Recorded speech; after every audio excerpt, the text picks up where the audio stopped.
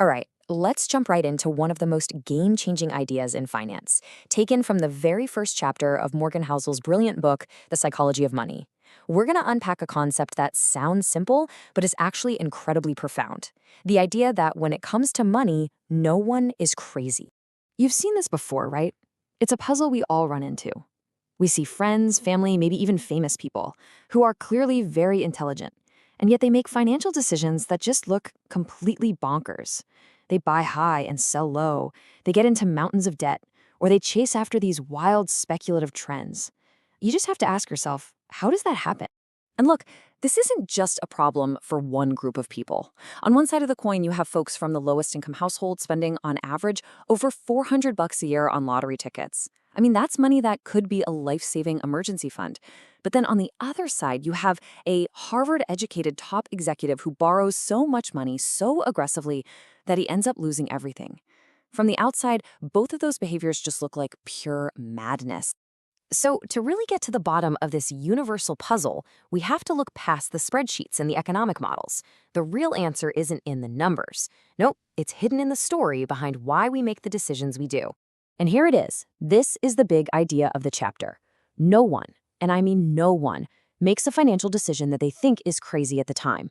What they're doing is taking all the information they have, plugging it into their own unique, personal model of how the world works, and then making a choice that in that exact moment feels completely and totally rational to them. The author, Morgan Housel, just nails it with this quote. We can see that the actions might look totally bizarre to an outsider, but the person taking the action isn't irrational. They're just working from a completely different set of experiences and assumptions than you or I might be. So, if we aren't crazy, what's really going on here? Well, it all comes down to the personal lens that each and every one of us uses to view the world of money. Now, this is what's so wild about this whole idea. Just let that sink in for a second. Our own direct personal experiences are this tiny, infinitesimal sliver of everything that's ever happened with money, yet they form almost our entire worldview. It's like the water we swim in. We don't even notice it's there. And there's actually a term for this phenomenon. It's called experiential anchoring. All it means is that the lessons we learn hands-on, the ones that are tied to real emotions, real consequences, are just infinitely more powerful than anything we could ever read in a book or see on some chart. So what actually shapes this lens of ours? Well, pretty much everything. It's the generation you were born into, your parents' attitudes about debt and savings, the kind of economy you grew up in, and even just the random luck, good or bad, that you've run into along the way. All these different ingredients mix together to create a completely unique financial perspective for every single person on Earth. And the impact of this is it's staggering. It means that people born just a couple of decades apart are basically from entirely different financial planets. This chart just perfectly illustrates the point. I mean, look at this. If you were born in 1970, you watched the stock market grow nearly 10 times over, adjusted for inflation, during your teens and 20s. For you, stocks are these incredible engines for building wealth. But if you were born in 1950, you saw that same market go absolutely nowhere during those same crucial years. Can you just imagine how these two people would have completely different gut feelings about investing? Of course they would. And it's the exact same story with something like inflation. Someone born in 1960 saw prices more than triple while they were young and impressionable. The lesson they learned was that money loses value, and it loses it fast. But someone born in 1990, they've probably never even thought about inflation as a real danger. Their entire life has taught them that prices are pretty stable. And it's not just about when you were born, it's also about where.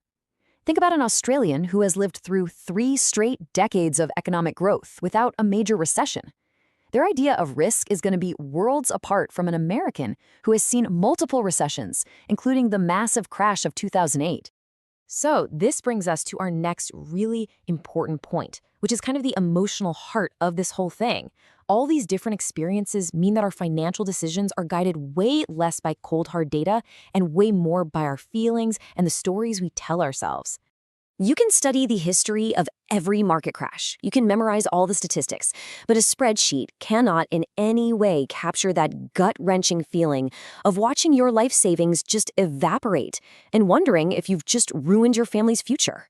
That feeling is what drives behavior, not the historical data points. It's like the investor Michael Batnick says, some lessons just have to be lived through to be learned. Until you feel the sting of the consequences yourself, all that knowledge is just abstract theory. So now let's go back to our lottery ticket example. We can finally see it in a totally new light. Logically, we know it's a terrible financial move. The odds are awful. But if you look at it from a motivational point of view, for someone who feels like all the other doors to a better life are closed, that ticket isn't just an investment. It's the physical purchase of a dream. It might be the only tangible way they feel they can access the kind of life that other people seem to take for granted. Okay, so if we're all walking around with these powerful, totally biased lenses strapped to our faces, what in the world can we do about it? How can we make better decisions for ourselves and maybe be a little less judgmental of others? Well, the first thing is we can practice what you might call financial empathy. The next time you see someone do something with their money that just makes no sense to you, just pause. Instead of immediately labeling it crazy, ask yourself, what kind of experiences, what kind of personal history would make that decision seem like the right one? You have to try to understand their story.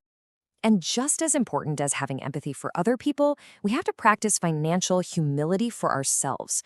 We've got to constantly remind ourselves that our view of the world is just one tiny, incomplete piece of the puzzle. We can do this by reading history, by seeking out perspectives from different generations and different backgrounds, and by simply accepting that there are very real limits to what our own personal experience can teach us. Now, this is a really critical point. Understanding the reason why someone makes a decision is not the same thing as endorsing the outcome. Explaining why someone might buy lottery tickets instead of building an emergency fund doesn't suddenly make it a good financial choice. The goal here isn't to excuse bad decisions, it's to diagnose the root cause so we can all learn from it. And all of this, the empathy and the humility, it all brings us to our final and maybe the most personal takeaway from this chapter: the importance of understanding your own financial story. The things you do with money, the beliefs you hold dear, the fears that secretly drive you, they're not random. They are not signs that you're irrational. They are the chapters in your own personal financial story. And that story was written by the unique combination of time, place, and circumstance that makes up your life. So, as we wrap this up, I want to leave you with a question to think about. What are the key experiences that have shaped your financial lens? What moments of boom or bust, of fear or opportunity, have written the most important chapter in your story? Because understanding that is the very first step toward mastering the psychology of your own money.